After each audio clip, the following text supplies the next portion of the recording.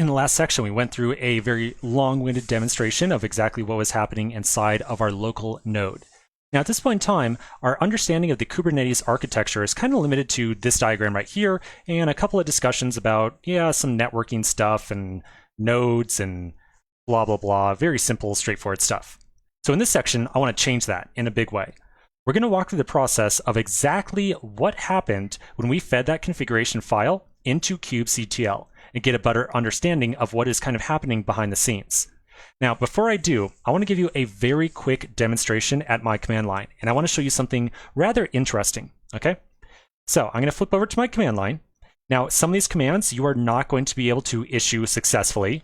If you run the commands I'm about to run, you will see an error message. So please don't try to run these, just follow along visually for a second. I will show you how you can run these commands in just a moment as well. But for right now, just watch.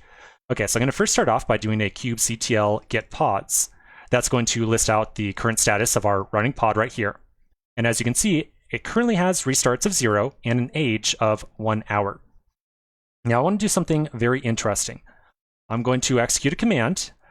You're going to see a Docker PS right here, and you're going to see that I'm running a tremendous number of containers right now.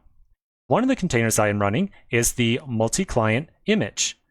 So this is the container that is running inside that pod right now.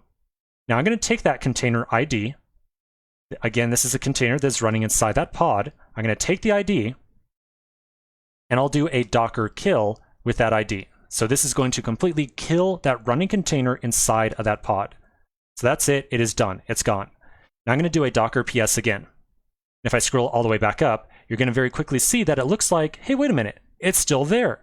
There's Stephen Grider multi-client. That is the container running inside that pod.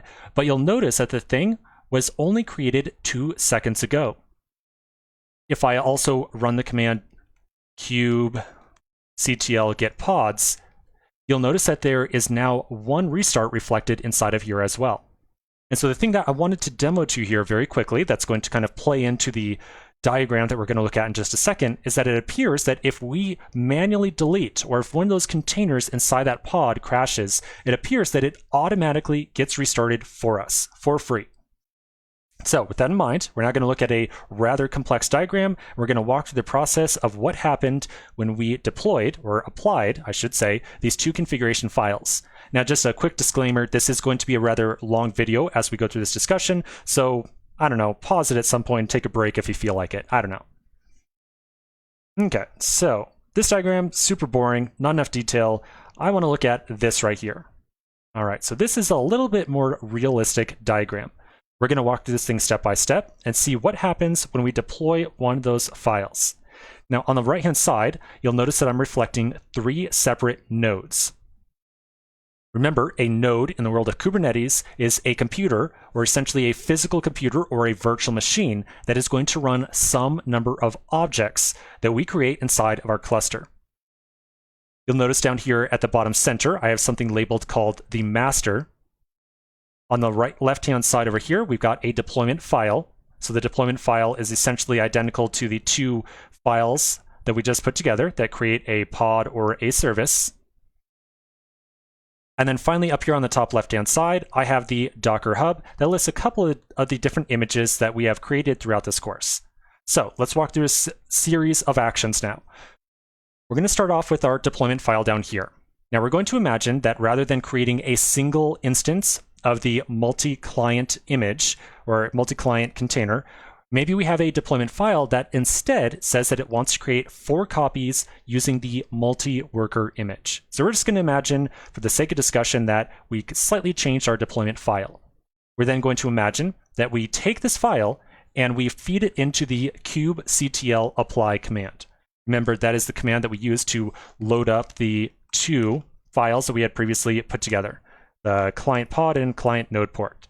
So when we run this command right here, the file is taken and it is passed off to something called the master. Now on the master, there is a variety of different programs, 3 or 4 in total, that control your entire Kubernetes cluster.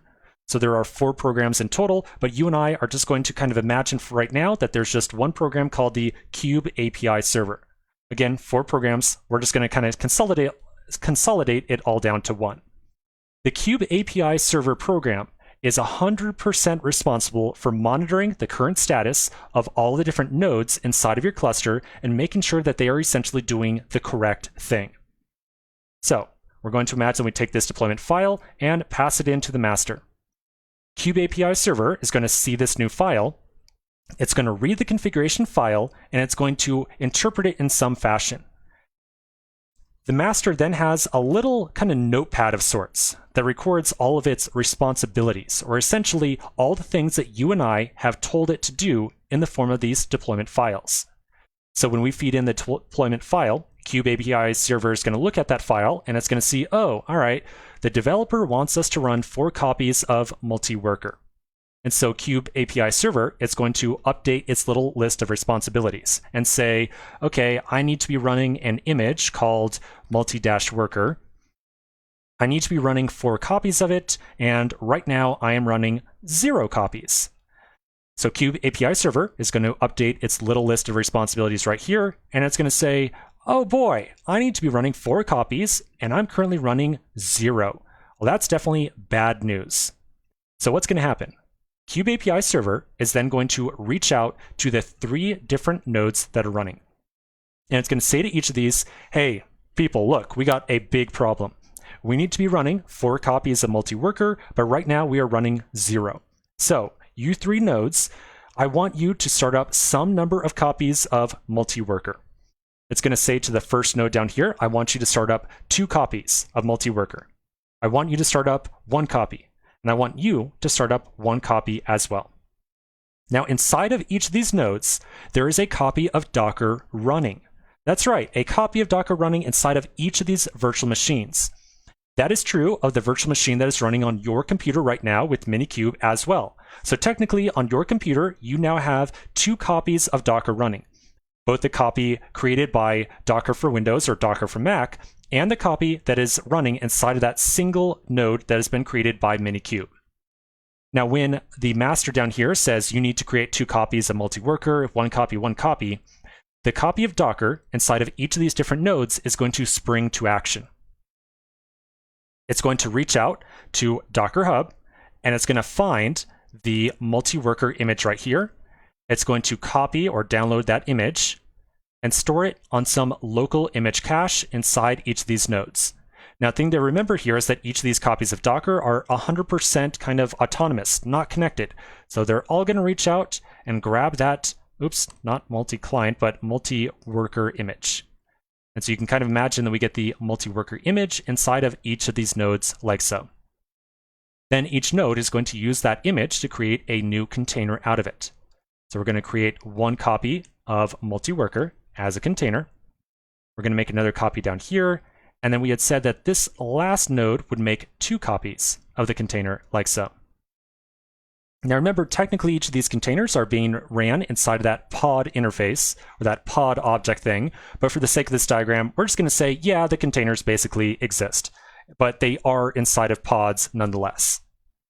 So now that each of these have started up a copy of multi-worker, the master is going to reach back out to each one of these nodes, and it's going to say, okay, need a status update. How are things going?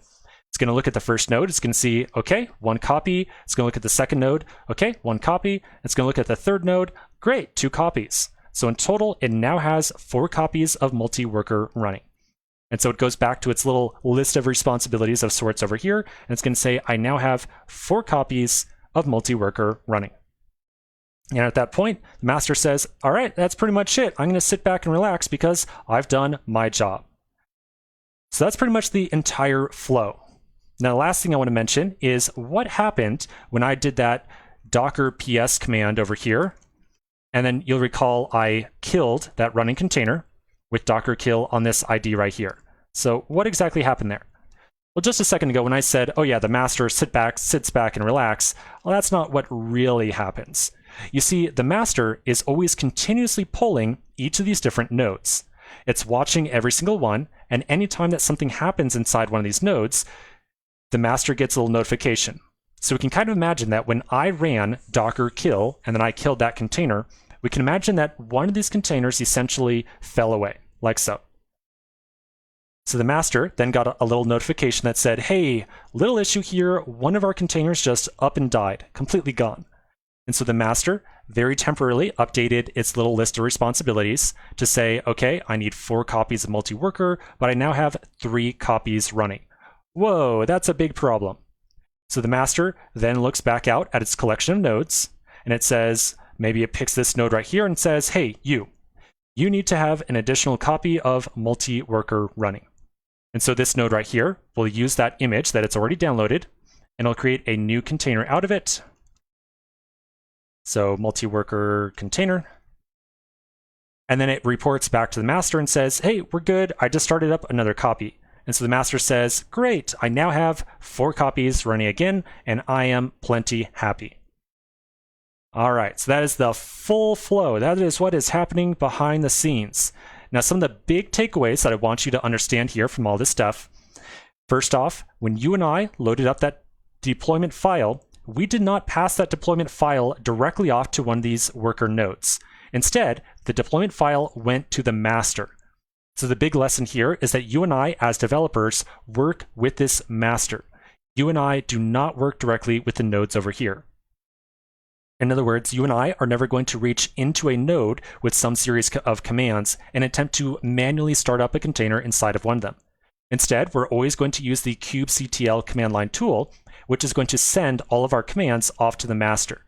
It's then up to the master and the different programs that are running inside this thing to reach out to some appropriate node and create the appropriate container, or essentially update the state of, update the appropriate container, update the appropriate node. It's up to the master to reach out to some node and tell it to do some amount of work to fulfill the master's little list of responsibilities.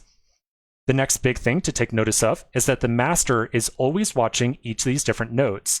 Anytime that some container, or some object for that matter, runs into some issue, the master is going to automatically attempt to recreate that object inside of some given node until its list of responsibilities is 100% balanced out.